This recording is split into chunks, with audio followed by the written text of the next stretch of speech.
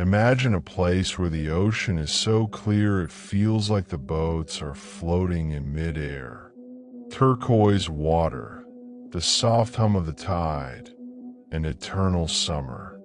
The U.S. Virgin Islands. But if you look just beyond the tourist routes, at the tiny private island of Little St. James, paradise transforms into a hermetic chamber. Over the last few decades, in the shadow of luxury villas, a black hole formed, one that sucked in human destinies. We all know the names of those who survived. We've heard their testimony in courts and seen their tears in documentaries. But have you ever wondered about those whose names never made it into the lawsuits? About those who never came home to tell their story? In the world of massive wealth, people can vanish as easily as files being deleted from a server. Today, we are going behind the scenes of the darkest logistical network of the 21st century to examine a case that officials desperately try to avoid. Stay with us until the end, because the details we found in archived flight logs do not align with the official version of the mastermind's demise. Before we dive into this cold ocean of secrets, subscribe to the channel and turn on notifications. Here, we look for the truth where others only see deep water. Do you think it's possible to disappear without a trace on a 70-acre island? Write your opinion in the comments. I read every single one of them. The story doesn't begin in courtrooms, but in the dusty offices of staffing agencies and modeling schools in Miami and New York during the late 90s. Imagine a young girl.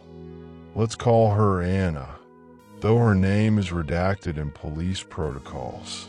She's brewing a pot of cheap coffee in her suburban apartment, staring at unpaid bills and dreaming of the runways of Paris. In that moment, a phone call comes that changes everything.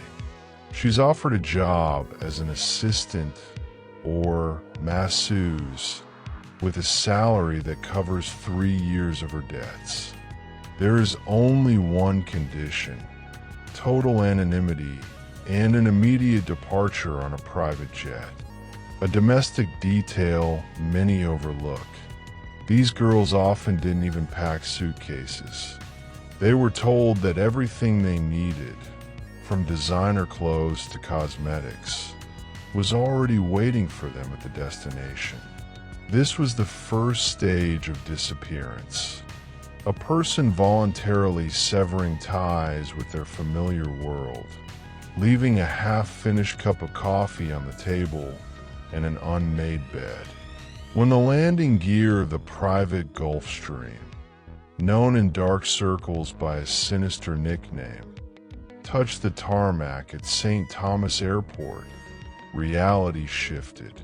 A transfer to a speedboat, a short trip across the water, and there you were at Little St. James.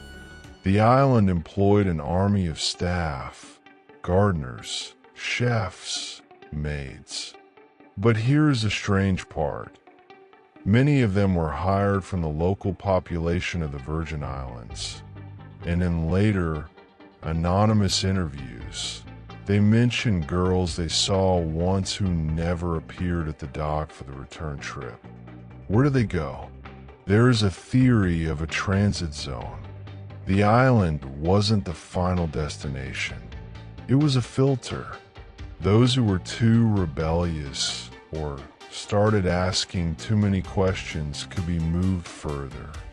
But where? Consider a case from 2005. The disappearance of a young woman in the Caribbean region who, according to some witnesses, was spotted at a party hosted by people from the Black Book. The official investigation hit a dead end, claiming she might have simply drowned during a night swim. But the ocean rarely hides bodies forever unless they were helped to stay at the bottom. The daily routine on the island was strictly regulated. Breakfast at 8, procedures, total isolation. Cell phones were confiscated from the girls under the pretext of protecting the privacy of high-profile guests. Imagine this psychological trap. You are in the middle of the ocean, you have no connection, no passport, and you are surrounded by people who own entire countries. In such an environment, a human being ceases to be a person and becomes a resource. Now, let's talk about the most chilling theory, the theory of underground communications. Those who studied satellite images of the island noticed strange engineering structures and massive amounts of earth moved during the construction of the main mansion with the blue domes. Why would a small guest house need a powerful ventilation system typical of deep bunkers? There's a version that a whole network of rooms, not indicated on the official plans, was built beneath the island.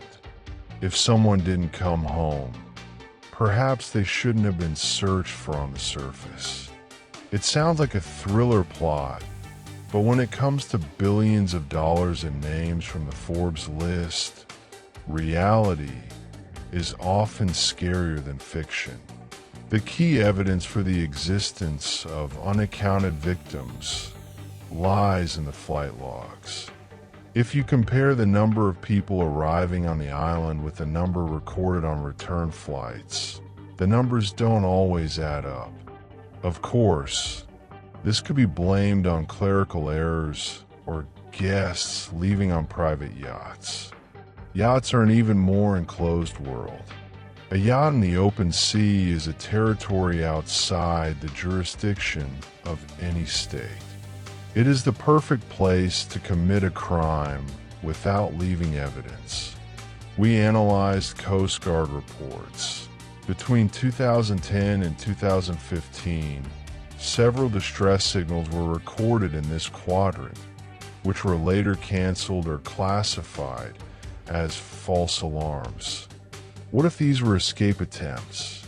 Let's add some cold analysis.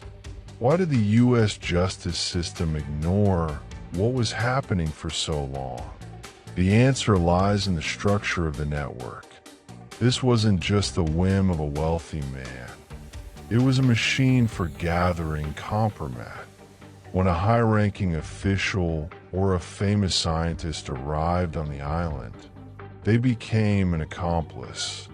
And if a disappearance occurred in the process, the entire system worked to cover it up. To admit the disappearance of one girl would mean jeopardizing the entire chain. Therefore, missing persons cases in Miami or the Virgin Islands often gathered dust in the archives. Investigators suddenly received promotions and were transferred to other states, while evidence was lost during mysterious fires in storage facilities. Special attention should be paid to Zorro Ranch in New Mexico. This is another location where people could vanish. A vast territory, thousands of acres of empty land, and a private runway. Locals spoke of strange night lights and the sound of construction equipment working late into the night. Here, life was even more austere. If the island offered an illusion of a resort, the ranch felt like a secret facility. Why would a financier build a sensory deprivation chamber in the basement of his New York townhouse? Why did he need massive walk-in freezers of the ranch, capable of holding tons of cargo? These details seem minor until you start piecing the puzzle together. We must understand, disappearance is not always physical death. Sometimes it is the total erasure of identity. The powerful have access to witness protection style programs, but in a private capacity. A person can be moved to another country, given a new name, and forced into silence for the rest of their life under the threat of harm to their family. But for a mother in a small town in Ohio who has been waiting for a call from her daughter for 10 years, it still means her child never came home. In conclusion, let's ask ourselves the most important question. If the main architect of this system is dead, does it mean the system has stopped working? Or has it simply changed hands? The lists of names found in his mansion have still not been fully published. They contain hundreds of initials, and behind each of them could be the story of a person who once stepped onto a private jet, thinking they were flying toward a dream. Instead, they became part of a dark history that we are only beginning to unravel. Do you believe that we will ever know the truth about every person on that list? Or are these secrets securely hidden at the bottom of the ocean along with the surveillance tapes? Don't forget to hit the like button if this investigation made you think. Your engagement helps this video break through the algorithms and reach more people. The truth needs exposure. Thank you for being with me on this dark journey. See you in the next video, where we will break down who actually inherited the assets of this empire. Stay safe.